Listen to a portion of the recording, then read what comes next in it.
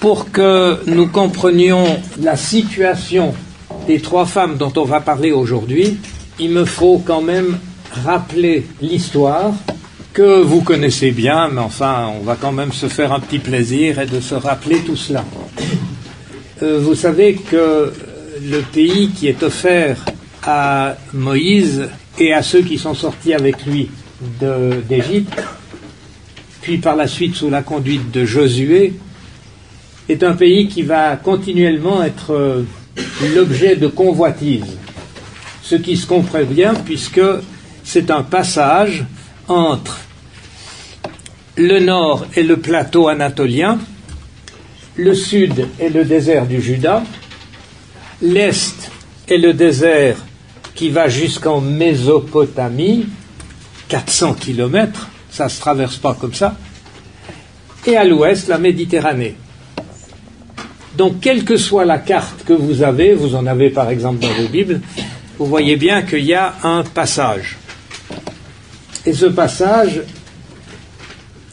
que ce soit les empires du nord, que ce soit l'empire du sud, tous vont le convoiter en se disant, si on tient le passage, on a comme ça quelques centaines de kilomètres de distance par rapport à l'ennemi.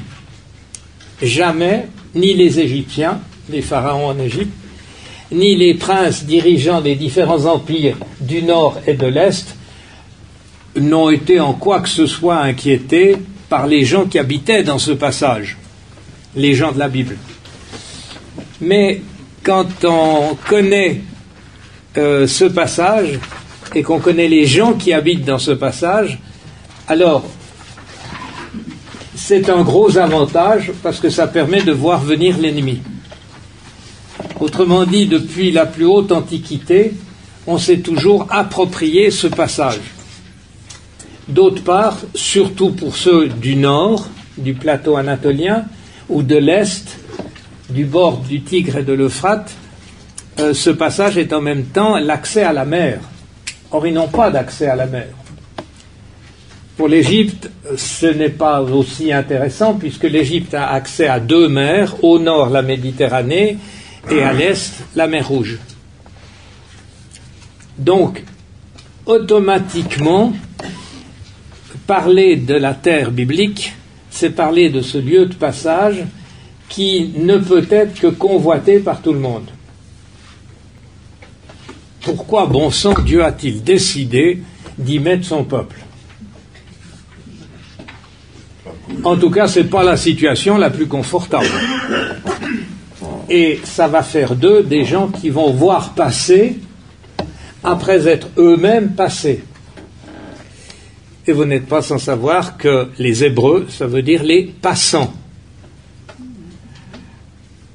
Oui, non seulement eux, ils passent, mais ils en voient beaucoup passer. Or, le peuple de la Bible, une fois installé sur place, s'installe dans une organisation politique qui correspond beaucoup à la situation que nous connaissons en Suisse, à savoir c'est une fédération de petites tribus, fédération de cantons, dirions-nous en Suisse. Et cette fédération de tribus n'a au fond de lieu commun que lorsqu'il s'agit de se défendre contre un envahisseur qui vienne du nord ou du sud. C'est pour ça que je fais souvent la comparaison avec la Suisse, parce que c'est bien pour cela qu'il y a eu le serment du Grütli. Et sans allusion à des votations un peu plus récentes,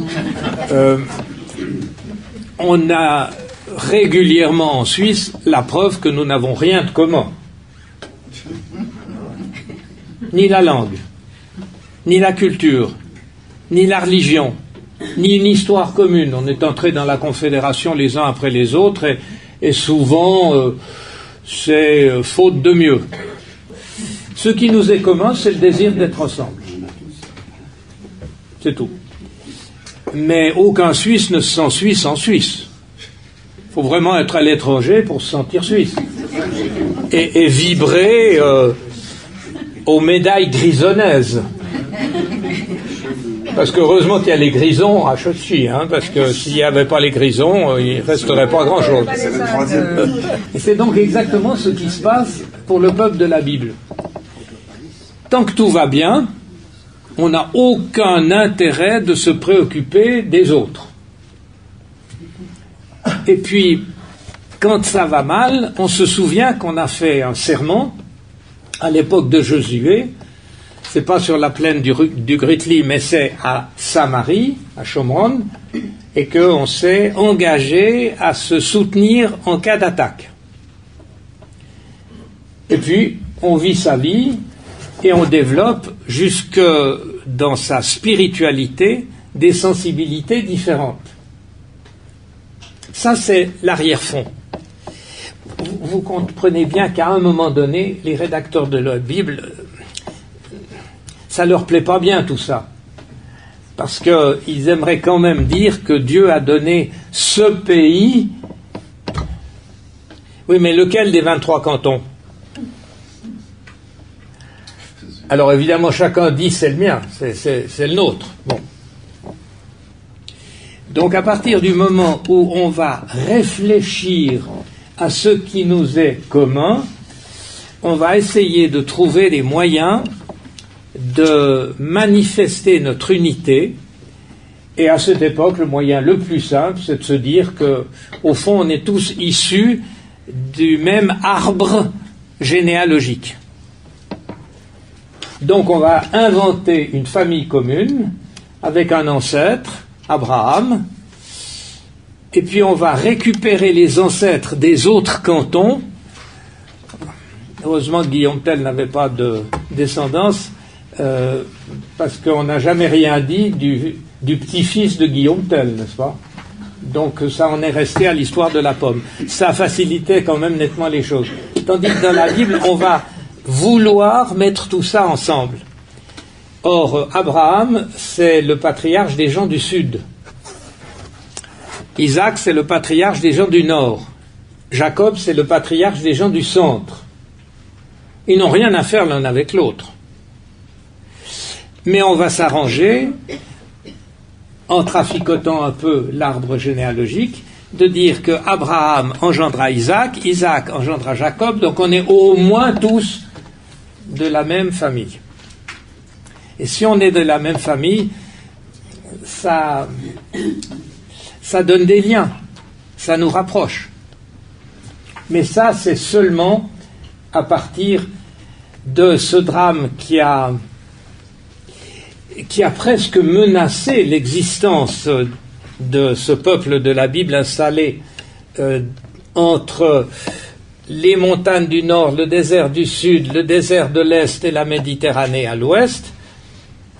Et cette catastrophe, c'est l'arrivée des Babyloniens, un des nombreux envahisseurs qui a détruit le pays et qui a emmené les gens en exil. D'autres étaient passés avant. Les Égyptiens sont venus. Avant eux, les Assyriens. Avant eux, les Sumériens. Avant eux, les Hittites. Et on en a comme ça toute une série de traces.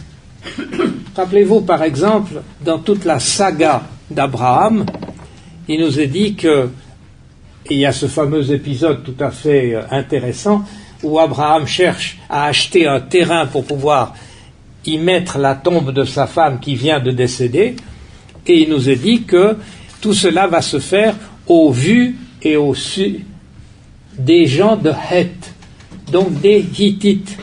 C'est l'époque où les Hittites occupent le pays. Mais les Hittites disparaîtront, il y aura d'abord des Assyriens, puis ils vont revenir, puis il y aura ensuite des Sumériens, puis ensuite de nouveaux Akkadiens, puis des Assyriens, puis des Babyloniens. Bref, si on devait faire la liste, la Palestine a toujours été un lieu de passage. Et ce n'est peut-être pas encore fini. Alors c'est sur le fond de tout ça qu'il nous faut comprendre qu'il y a une volonté, surtout au retour de l'exil de Babylone, de reprendre un peu l'histoire pour l'arranger de façon spirituelle, théologique, pour montrer combien Dieu, notre Dieu, est le seul garant d'une certaine unité entre nous. Et que ce Dieu va nous faire comprendre que nous avons des devoirs et des droits les uns vis-à-vis des autres. Alors, les rédacteurs de ces livres, de cette deuxième génération de livres bibliques qu'on appelle deutéro-canoniques, parce qu'ils ont été écrits après la première série, toute cette série de textes va encore beaucoup plus que ceux qui vont simplement relire les textes anciens, vont nous imprimer l'intention même de Dieu telle qu'il la ressente, comme il faut absolument qu'on soit ensemble. Et le meilleur moyen de dire que c'est pas simplement utilitaire, économique, voire une possibilité d'être un peu plus fort militairement parlant, mais c'est surtout la volonté de Dieu, qui seul peut faire notre unité. Et donc on va à la fois insister sur cette volonté de Dieu, qui nous donne des droits, mais qui exige aussi un certain nombre de devoirs, c'est-à-dire de le reconnaître comme celui qui crée notre unité. Et ce sera aussi l'occasion de mettre l'accent sur les personnages dont Dieu va se servir pour créer cette unité. Seulement, nous sommes dans une relecture de l'histoire. Cette relecture de l'histoire me permet de dire des choses qui se sont passées, mais les choses qui se sont passées, à savoir les différents envahisseurs qui ont conquis le pays, n'ont pas provoqué l'unité. Et malgré les beaux serments qu'on avait faits à Sichem à l'époque de Josué, de se défendre les uns les autres, de se mettre ensemble pour se défendre contre un ennemi commun, malgré tout cela, on constate que chaque fois qu'il y a un envahisseur qui est passé, l'unité ne s'est pas faite, et après qu'on soit écrasé par l'envahisseur, eh bien, la fédération en prend un sacré coup, et chacun essaye de tirer son épingle du jeu. Un exemple, lorsque en 621, les Assyriens, c'est la deuxième vague des Assyriens. Il y en a un au XIIe siècle, puis au 8e siècle, 7e siècle. Les Assyriens occupent le pays. Les gens du Sud se disent, on bouge ou on bouge pas? Après tout, c'est ceux du Nord. Hein. Ils sont de l'autre côté de la Sarine, on va quand même pas s'en occuper. Donc, on laisse faire. Et on est bien content que les Assyriens s'arrêtent au nord. Quand à leur tour les Assyriens vont être battus par les Babyloniens un siècle plus tard, alors les Babyloniens vont reprendre toutes les conquêtes des Assyriens. Cette fois avec un personnage que nous connaissons bien, au moins grâce à Giuseppe Verdi, Nabuchodonosor. Et Nabuchodonosor arrive dans les territoires que les Assyriens avaient occupés. Et les locaux disent « Attendez, on a déjà tout donné, hein. Les Assyriens sont passés, alors vous continuez plus loin. » Et ils ne sont pas du tout prêts à faire cause commune avec ceux qui sont immédiatement les voisins du Sud et qui sont donc menacés par les Babyloniens, qui par deux fois vont faire le siège de Jérusalem, et la deuxième fois, 583, vont détruire Jérusalem et emmener la population en exil. C'est la fin du temple de Salomon. Sans qu'on s'en rende vraiment compte, le temple de Salomon était au fond la seule visibilité possible de l'unité impossible de ces 12 tribus. Je m'explique. Il y avait cette unité autour du culte de Dieu dans le temple à Jérusalem, mais n'oublions pas qu'à l'époque, il y avait aussi des tas d'autres temples. Il y en avait un à Bethel, il y en avait un à Silo, il y en avait un à Lachish, il y en avait un à Arad. Il y avait beaucoup de temples. au retour de Babylone, les théologiens diront, ça ne va pas. Il faut détruire tous les autres temples pour bien manifester que le seul qui peut faire notre unité, c'est Dieu, et donc il n'y a qu'un seul Dieu. Comment vous expliquez, par exemple, avec la prolifération des chapelles dédiées à Notre-Dame, comment vous expliquez à quelqu'un qui n'est pas entré en christianisme et qui ne connaît pas le christianisme qu'il n'y en a qu'une seule? Mais elle est parfois de Fourvière, des Marches ou de Bourguillon, mais c'est la même. Le seul moyen que les Juifs avaient trouvé, c'est de détruire tous les autres temples et de ne garder que celui de Jérusalem. Et en même temps, on va réorganiser autour du temple toute la loi, les préceptes qu'il faut suivre pour manifester que l'on obéit à Dieu et que l'on est fidèle à Dieu. Et donc on va équiper non seulement le temple, mais toute la structure, tous les fonctionnaires autour du temple que nous connaissons bien dans les évangiles, puisque régulièrement il est question des grands prêtres, des scribes, etc., de tout ce personnel autour du temple. Mais je crois que progressivement, le peuple s'est rendu compte que ce n'est pas vraiment la structure hiérarchique, sacerdotale, et tout son fatras de règles, les 613 commandements qui se sont progressivement installés, que ce n'est pas ça qui fait l'unité.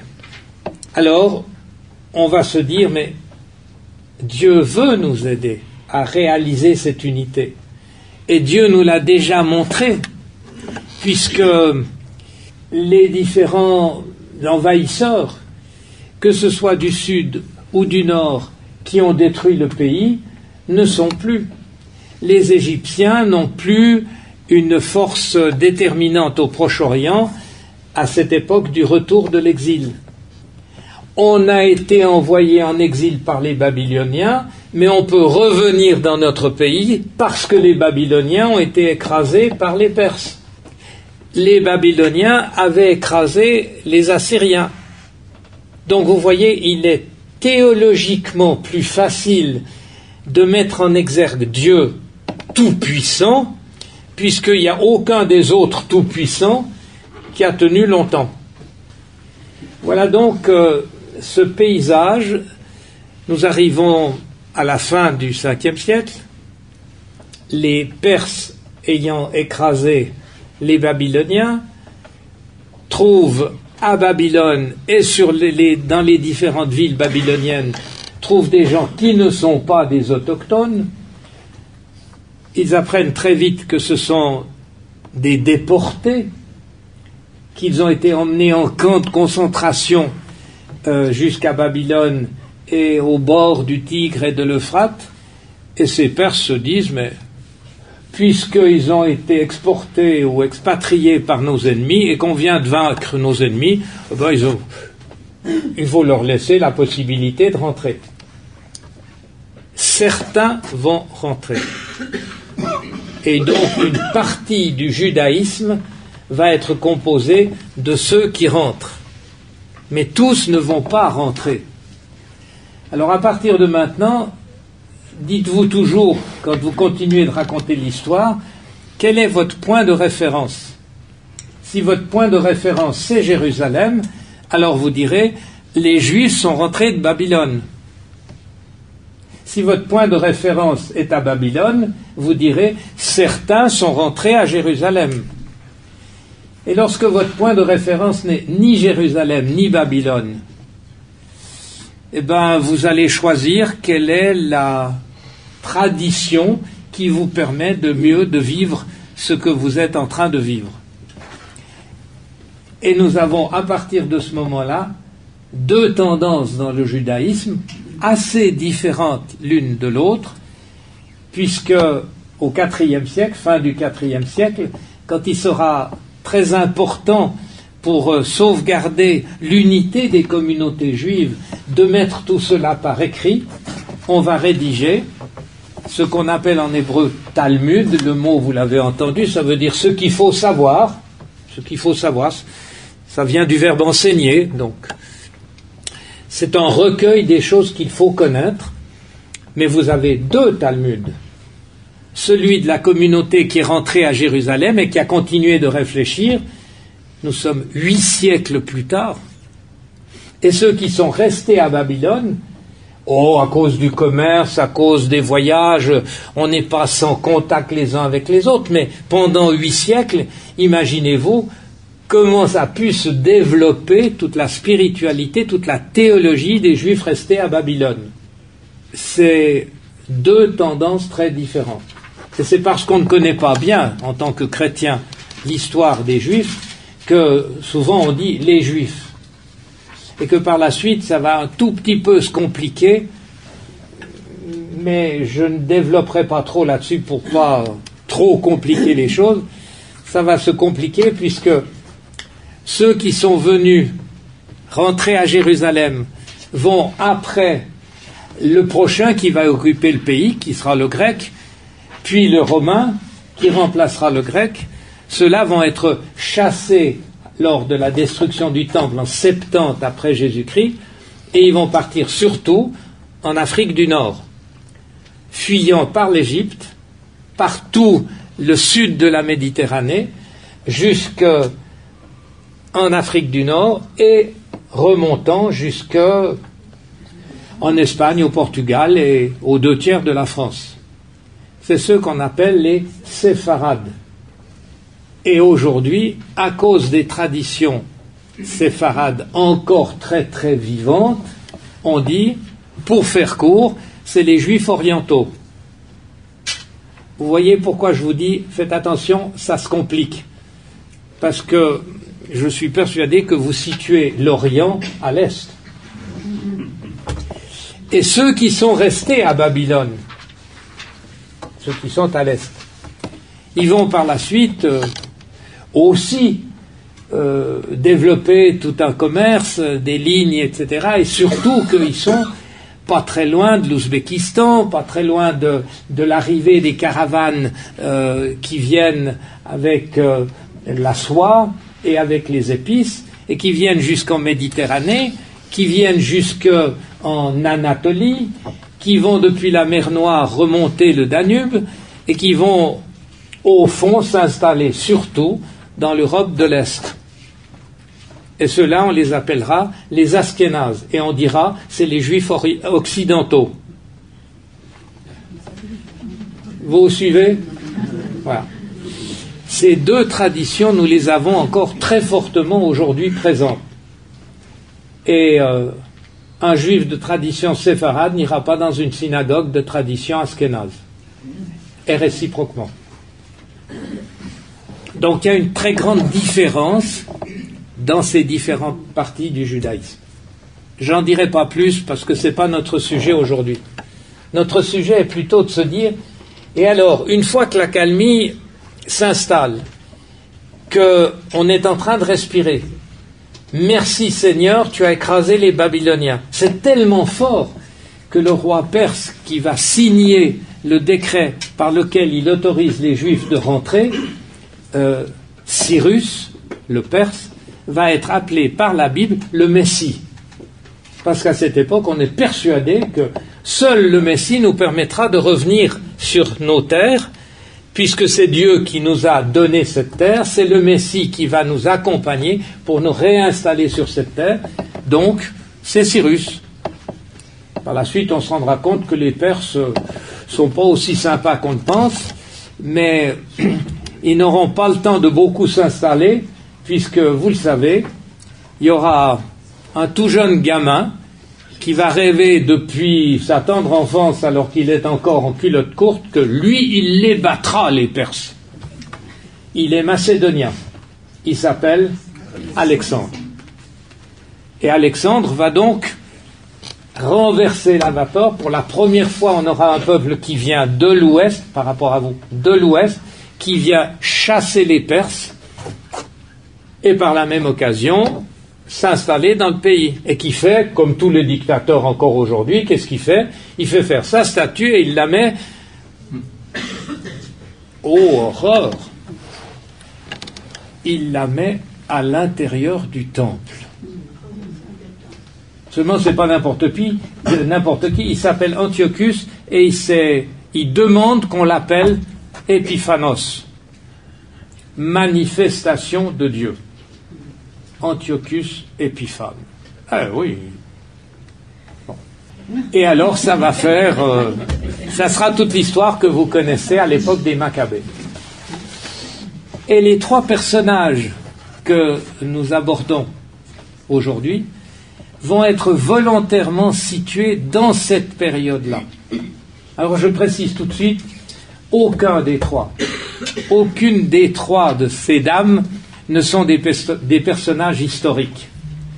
Mais pour des tas de raisons, et en particulier, rappelez-vous la difficulté que nous avons eue, entre autres, dans l'Église catholique jusqu'en 1943, d'oser resituer un texte dans son contexte, alors on a voulu absolument faire de Madame Judith, de Madame Esther et de la belle Suzanne des personnages historiques.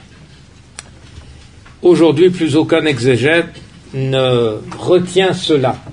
Et c'est pour cela que j'ai commencé par vous dire autre chose, à savoir le besoin de faire l'unité. Qu'est-ce qui va faire l'unité? Nos chefs, ils se sont tous fait écraser. Du reste, notre force militaire, avec ou sans Gripen, donc notre force militaire, elle tient pas. Donc, et le grand prêtre et tout l'armada du sacerdoce autour du temple de Jérusalem, est-ce qu'il arrive à faire l'unité? Quelle unité? Puisque les 613 commandements du judaïsme ne seront pas vécus de la même façon chez les séfarades et chez les askénazes. Puisqu'on mettra l'accent différemment sur la prière et sur les actes de prière et sur la manifestation de notre fidélité à Dieu à travers la cacheroute, à travers tout ce qui est pur, on mettra des accents différents selon qu'on est séfarade et askénaze. Vous voyez, la hiérarchie n'y arrive pas. Alors on se dit, il faudrait trouver quand même des personnages qui soient suffisamment forts pour montrer que aucun tyran ne pourra jamais réussir. Et c'est ainsi que l'on situe le personnage d'Esther.